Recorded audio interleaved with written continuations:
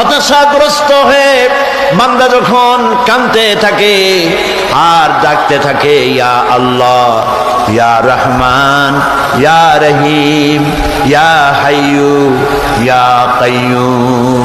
একটুখানি তাহাজ্জুদে ওঠেন, গভীর রাত্রে ঘরের সবাই যখন ঘুমানো, আপনি তখন উঠুন, উজু করে একা একই রুমের ভিতরে ঢুকে তাহাজ্জুদের নামাজ আদায় করে চোখ বন্ধ করে যদি ডাকতে থাকেন মধুর সুরে, ইয়া আল্লাহু, ইয়া রহমানু, ইয়া রহিমু, ইয়া হাইয়ু, ইয়া কাইয়ুম। আল্লামা ইকবাল বলেছেন, দিল সে जो बात निकलती है असर रखती है पर नहीं मगर ताकते परवाज रखती है। দিল থেকে যে কথা উচ্চারিত হয়, মুখের কথা আর মনের কথা ভিন্ন রকম।